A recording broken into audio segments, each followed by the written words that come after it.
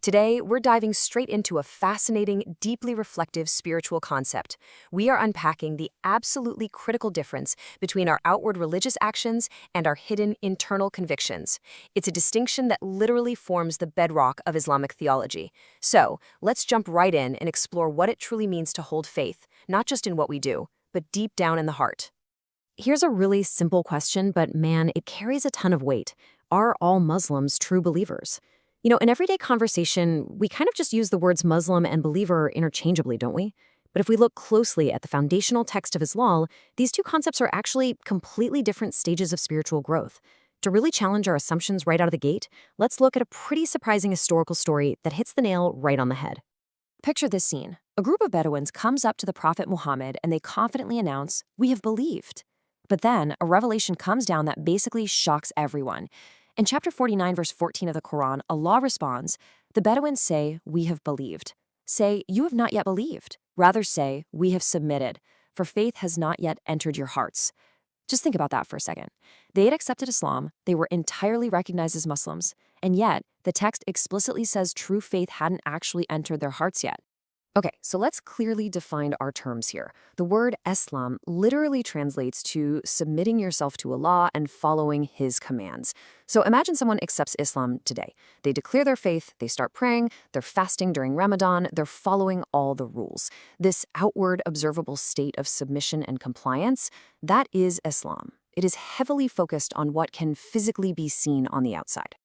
What's super interesting is how the Prophet himself broke this down.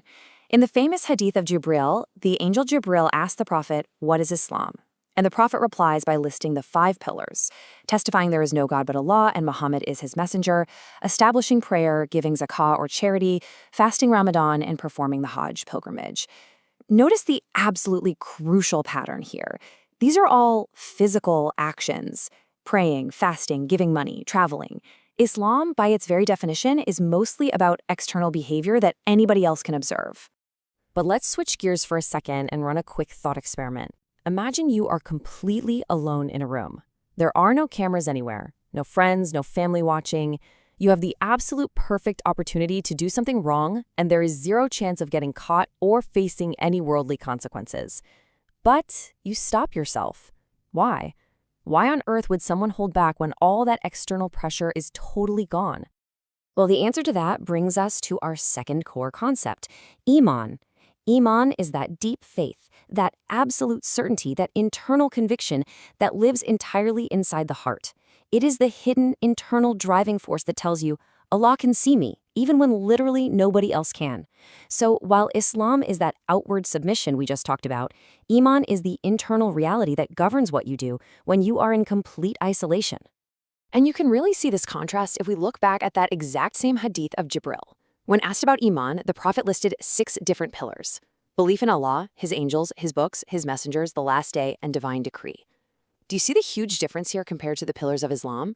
Not a single one of these is a physical action. You can't watch someone believe in the last day. You can't physically observe someone believing in angels. Iman is entirely rooted in internal, completely unseen conviction. There's a really brilliant metaphor for how these two connect. Think of a massive tree. The trunk, the branches, the leaves, that's Islam. They're visible to the whole world, right? They show the shape and the size of the tree. But the roots, hidden way deep underground in the dark, that represents Iman. People can easily see your branches, your prayers, your fasting, but they absolutely cannot see your roots. And yet, we all know that without strong, deep roots, those beautiful branches aren't surviving a storm. Those good, visible actions literally require strong, hidden faith just to stay alive. To really wrap our heads around this, it helps to look at how the early Muslims viewed this dynamic. Ali ibn Abi Talib, a hugely revered figure in early Islam, summed it up perfectly. He said, "Iman is belief in the heart, confession by the tongue, and action by the limbs."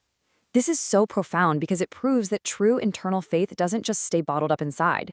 If your roots are genuinely healthy, they are inevitably going to push nutrients up into your branches.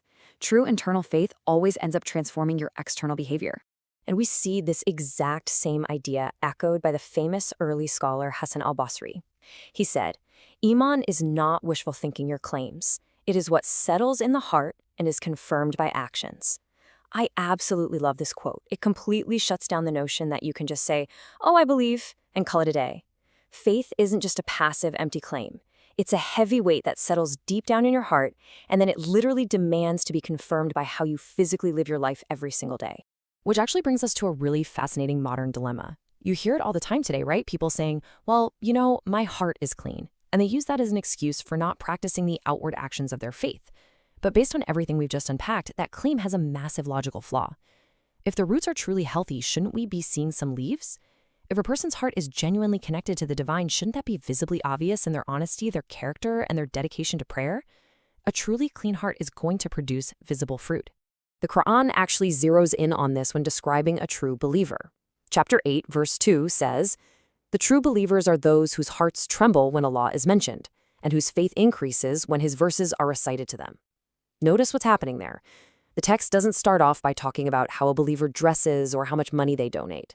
It starts directly with the physical and spiritual condition of their heart, because the heart is the ultimate home of Iman. And when that heart is properly aligned, the result is absolutely profound. Over 1,400 years ago, the Qur'an drew a direct line between this internal faith and a deep, deep sense of inner peace. Chapter 13, verse 28 states, "Indeed, in the remembrance of Allah do hearts find rest." Finding that true tranquility isn't just about perfectly executing a bunch of physical rituals. It's all about that deep internal remembrance and connection. What's kind of wild is how modern research is actually intersecting with these ancient texts. Dr. Harold Koning's 2012 Handbook of Religion and Health compiles tons of psychological studies, and they show that strong religious faith and spiritual beliefs actively help people cope with stress, anxiety, and just really tough life situations. Now, obviously, science doesn't exist to just prove faith, but it is super compelling to see modern psychology aligning so perfectly with what Islamic teachings have been saying for centuries about spiritual peace and the human heart. So what happens when this alignment gets broken? The real danger zone is having Islam on the outside but weak Iman on the inside. It's the trap of just going through the mechanics without any of the meaning. It's when a person prays but they're totally checked out. They fast but they don't change any of their toxic behaviors. They might even read scripture but they completely ignore the actual guidance. It's that tree we talked about earlier, impressive branches but completely hollow roots. And that is exactly why these teachings push followers so hard to constantly fortify their internal belief, not just show off their external identity. To solve this, the Qur'an lays out the ultimate standard in chapter 49, verse 15. It says, "The believers are only those who believe in Allah and His Messenger, then have no doubt and strive with their wealth and their lives in the cause of Allah. Those are the truthful ones."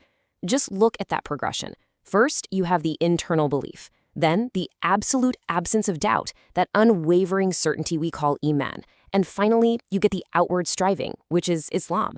The two absolutely must be combined if you want to be considered truthful. So let's bring this all together and finally answer that question we posed right at the start of this explainer. The conclusion is pretty clear-cut. Every true believer is a Muslim, but not every Muslim has strong Iman. Literally, anyone can adopt the outward physical practices, but achieving that deep, unwavering internal certainty, that is a much higher spiritual rank. It is a state of being that requires continuous, conscious, heavy lifting effort. But don't worry, there are highly actionable things anyone can do to build that Iman. If your religious practices have just become mindless habits, you have to actively work to turn your prayer back into a genuine conversation and connection. If scripture has just become words you recite without thinking, you've got to start actively studying it as a guide for your life. And most importantly, you have to do the hard work of moving your belief down from your tongue, where it's just an empty claim, directly into your heart, where it actually becomes conviction. We're going to wrap up this explainer with a really provocative thought. It's a question that asks us to look in the mirror and reflect deeply. If Islam is my identity, has Iman truly entered my heart? Because at the end of the day, according to these teachings, when the day of judgment comes, it's not going to be about the labels we wore or the identities we claim to have. It's going to be entirely about how much true, unshakable faith actually lived inside our hearts. It's a massive distinction, and it's one that absolutely demands our reflection. Thanks so much for joining me for this explainer. Keep questioning and keep learning.